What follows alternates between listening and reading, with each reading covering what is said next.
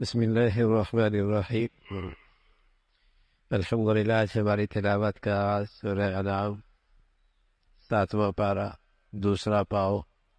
اللہ کی حمد ہے، اللہ کی تعریف ہے، ہر چیز کا خالق اللہ ہے۔ اللہ رب العزت نے انسان کو بھی مٹی سے پیدا فرمایا، پھر زندگی کی فرصت عطا فرمائی۔ ایک وقت آئے گا پھر قیامت قائم ہو جائے گی۔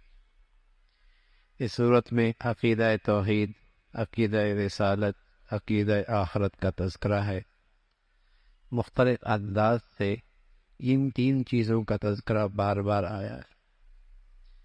پھر اللہ کے نبی صلی اللہ علیہ وسلم کو تسلی بھی ہے، آج آپ کا یہ انکار کر رہے ہیں، اس سے پہلے بھی رسولوں کا انکار کیا گیا۔ ان کا یہ کہنا کہ آپ کی سچائی کے لیے کوئی اللہ کی طرف سے خط آئے، کوئی فرشتہ آ کر آپ کی سچائی کی گواہی دے، فرمایا اگر فرشتہ آ بھی گیا وہ بھی انسانی شکل میں ہوگا، پھر یہ کہیں گے یہ کون ہے؟ اور پھر انسانوں کی رہنمائی کے لیے تو انسان ہی آیا کرتے ہیں، بشر ہی آیا کرتے ہیں۔ محمد رسول اللہ صلی اللہ علیہ وسلم ہے تو بشر، لیکن امام الانبیاء، سارے بشر کے سردار ہیں، سارے انسانیت کے سردار ہیں۔ انکار کرنے والوں کا انجام کیا ہوا؟ زمین پہ چل پھر کے دیکھو اللہ کی پکڑ کیسی ہوئی۔ اللہ کی پکڑ بڑی سخت ہے، اس کی ایک شان ہے، دینا چاہے تو کوئی نہیں روک سکتا، پکڑنا چاہے تو بچا کوئی نہیں سکتا۔ اللہ کی ذات اور اس کی قدرت ہے کہ پکڑنا چاہے تو کوئی نہیں بچا سکتا، اور نوازنا چاہے تو کوئی بندش نہیں کر سکتا۔ ساری دنیا کے بندش کرنے والے اکٹھے ہو جائیں، اللہ دینا چاہے تو کوئی نہیں بندش کر سکتا، اور جس کی بندش اللہ کر دے کون کھلا سکتا؟ وَهُوَ الْقَاهِرُ، وہ سب سے زبردست ذات۔ بڑا ظالم لوگ ہیں جو اللہ اور اللہ کے رسول کا انکار کرتے ہیں، قرآن مجید کا انکار کرتے ہیں۔ یہ بھی جب مصیبت میں پھنستے ہیں، کشتی جب ان کے ڈوبنے لگتی ہے، لہروں میں لہروں کے درمیان پھنستی ہے، تو پھر یہ بھی اللہ کو پکارتے ہیں کہ اللہ کے سوا کوئی نہیں کر سکتا۔ حضرات انبیاء علیہ الصلوۃ والسلام آئے، قوموں پر اللہ کی طرف سے پکڑ بھی آئے، شاید ان کے دلوں میں عاجزی آ جائے، اللہ کی طرف رجوع کریں، لیکن بعض لوگ اللہ کی قدرت کی یہ نشانیاں اور عبرت کے مناظر دیکھتے ہیں لیکن اللہ کی طرف رجوع نہیں کرتے، دل سخت ہو گئے، دل سخت ہو گئے۔ اب تو لوگ سائنسی توجیہات بیان کرتے ہیں، زمین کی پلیٹیں ہل گئی تو زلزلہ آ گیا، کسی کا اس طرح خیال نہیں رہتا کہ یہ اللہ کی طرف سے تنبیہ ہی ہے، سنبھل جاؤ، یہ فرصت ہے، توبہ کر لو۔ زلزلہ آیا کوفہ کے وقت، عبداللہ ابن مسعود تھے رضی اللہ تعالیٰ عنہ، وہاں پر موجود تھے۔ زلزلہ آیا، کہا لوگو یہ زلزلہ ہے، اللہ چاہتے ہیں تم اللہ سے معافی مانگو، اللہ چاہتے ہیں تم اللہ سے معافی مانگو۔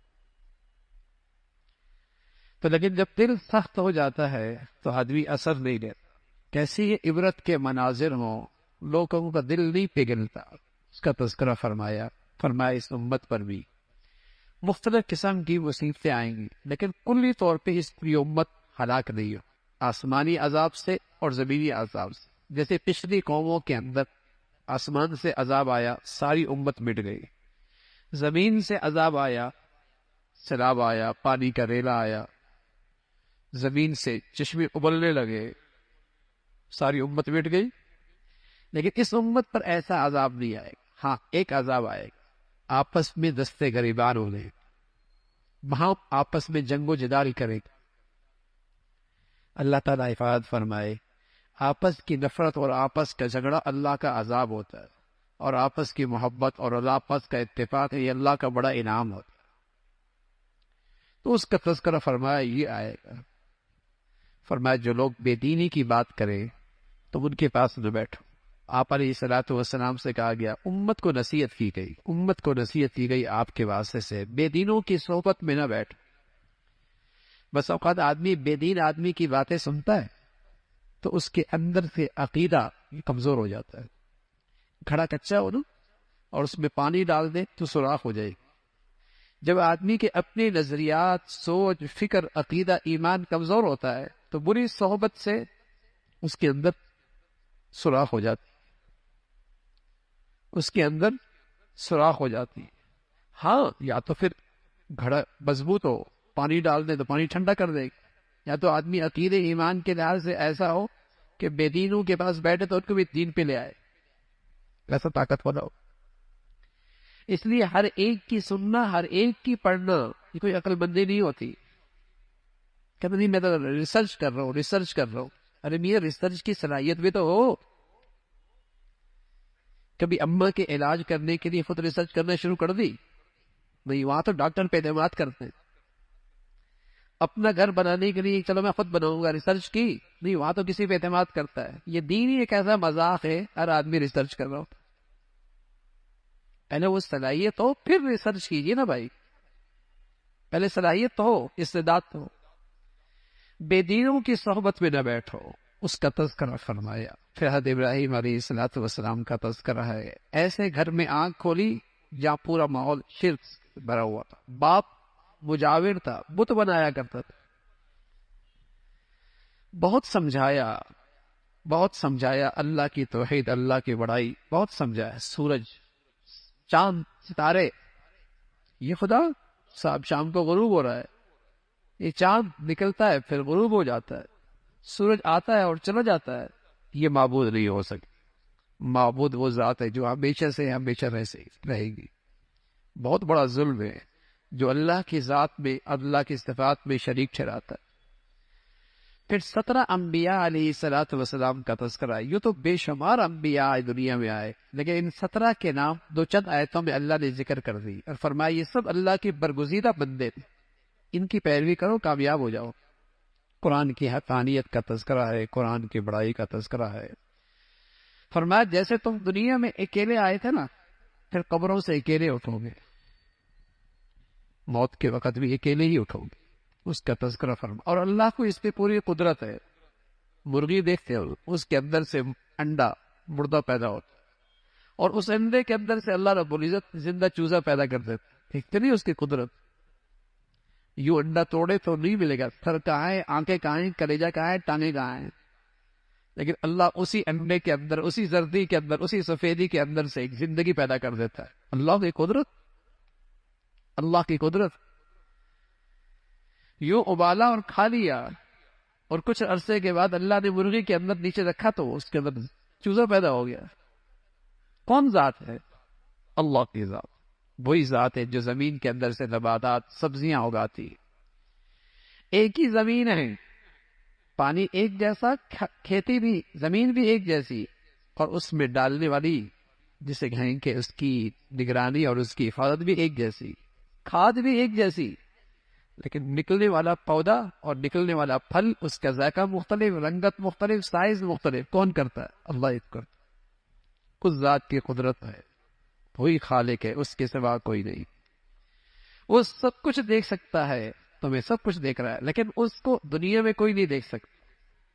بڑا باریک ماں ہے، وہ سب جانتا ہے، سب دیکھتا ہے. اس کا تذکرہ فرمایا. یہ قسمیں کھایا کرتے تھے اللہ کی مانیں گے، لیکن جب اللہ کی بات آئی انکار کر بیٹھے. اللہ کریم فرما رہے اگر ہم قرآن، اگر ہم فرشتہ بھی اتار دے تو پھر بھی یہ نہیں مانیں گے. فرشتہ آئے، ان سے بات بھی کریں، ضدی ہیں، تکبر ہیں، نہیں مانیں. دو قسم کے لوگ ہوتے ہیں. ایک وہ ہوتا ہے ناواقف، اس کے پاس سچائی آ جائے ایمان لے آتا ہے. ایک ہوتا ہے جانتا پوچھتا ہے لیکن مفادات پہ زد پڑتی، مفادات پہ زد پڑتی ہے، اس لیے نہیں مانتا. اللہ کے نبی کا واسطہ ایسے لوگوں سے پڑا تھا جو جاہل نہیں تھے، وہ خوب آپ کو جانتے تھے، آپ کی زندگی دیکھی تھی، آپ کی زندگی کا تجربہ کیا تھا، لیکن ایمان نہیں لائے، مفادات پہ زد پڑتے تھے. ایک یتیم، اس کے پیچھے چلنا پڑے گا، سرداری جائے گی، وڈیرا پن جائے گا، چودراہٹ چلی جائے گی. جس کی والدہ کا انتقال بچپن میں ہو گیا، باپ کا بھی ہو گیا، ہم اسی کیسے پیروی کریں. انا تھی، انا، تکبر تھا. تو پھر کچھ بھی دکھا دو نہیں ماننا، اس نے نہیں مانا. پھر فرمایا بے دین لوگوں کی باتوں کا اثر وہی لیتا ہے جس کے دل کے اندر بھی کجی ہوتی، کھوٹ ہوتا ہے. بکری کی طرف جاتے نا، مرغی مرغی کی طرف، کبوتر کبوتر کی طرف، جنس جنس کی طرف جاتا ہے۔ اندر ظلمت ہو تو ظلمت والی باتیں اچھی لگتی ہیں۔ اللہ ہمیں ایمان کا نور نصیب فرما دے۔ پھر نورانی باتیں اچھی لگیں، پھر تقوی کی باتیں اچھی لگیں۔ اندر اندر کا مزاج خراب ہو گیا، یا ظلمت ہے تو ظلمت والی باتیں، بے دینی کی باتیں، لادینی کی باتیں وہ اچھی لگیں گی۔ اور یہاں اگر تقوی کا نور ہو تو طبیعت اس کی طرف مائل نہیں ہو۔ اس کا تذکرہ فرمایا لوگوں، ظاہری گناہ ہو یا باطنی ہو، آنکھیں، ہاتھ، پاؤں، جسم، یہ ظاہری گناہ۔ دل کے اندر بھی گناہ ہوتا ہے، حسد، کینہ، بغض، تکبر، حد درجے کی دنیا کی محبت، یہ دل کے گناہ ہیں۔ ایمان والوں کو تلقین فرمائی، ایمان والوں ظاہری باطنی گناہوں سے بچو۔ یاد رکھنا گناہوں کا ریئیکشن ہوتا ہے، فرمایا ان الذین یکسبون الاثم، گناہوں کا ریئیکشن ہوتا ہے، دیر سویر ہوتی ہے لیکن اس کا ریئیکشن آتا ہے۔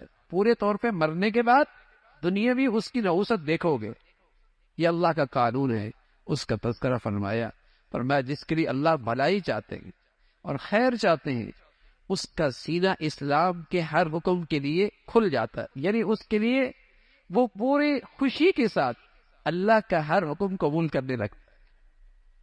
جس کا سینہ، جس کے لیے اللہ بھلائی کا فیصلہ فرماتے ہیں، اور جو اللہ کی اس بھلائی سے معروم ہوتا ہے، اس کے لیے دین کی بات قبول کرنا ایسا جیسے اس سے کہہ دی جائے آسمان پہ چڑھو، کیسے چڑھے گا؟ اس کے لیے ایسی مشکل ہوتا ہے۔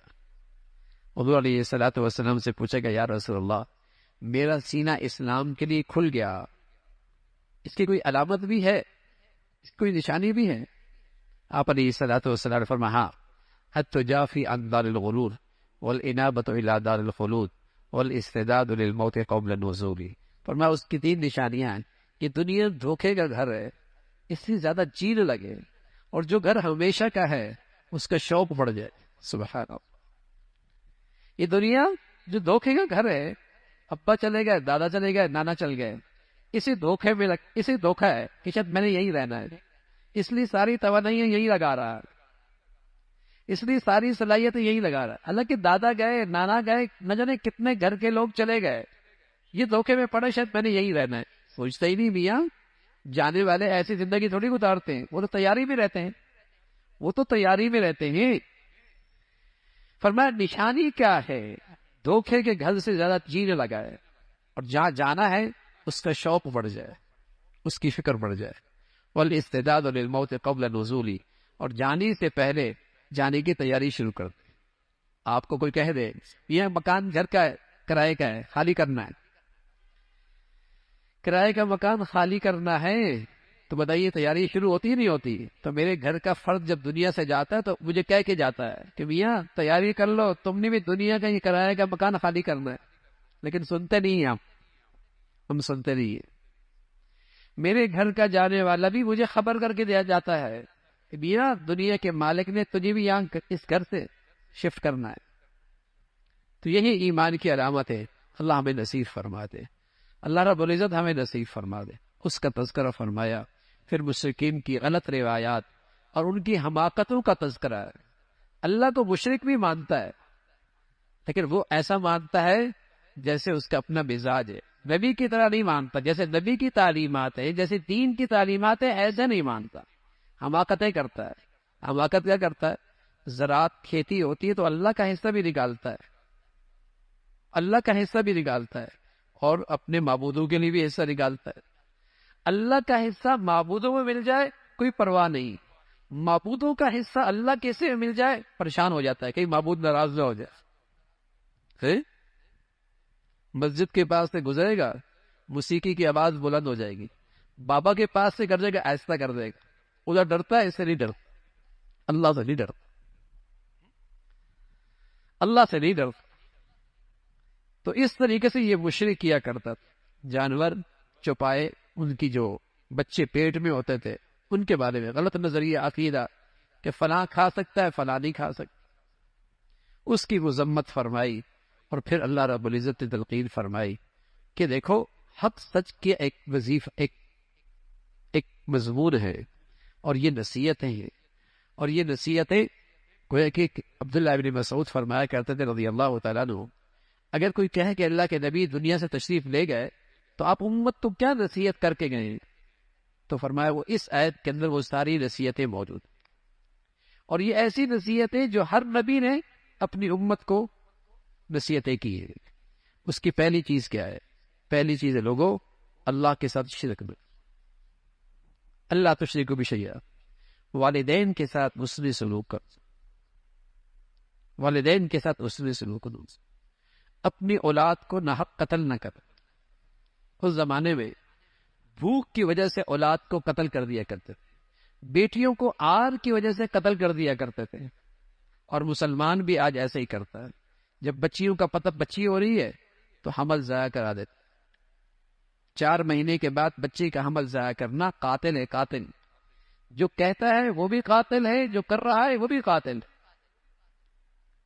وہ بھوک کے خطرے کی وجہ سے بچوں کو قتل کر دیا کرتے، فرمایا بچوں کو قتل نہ کرو۔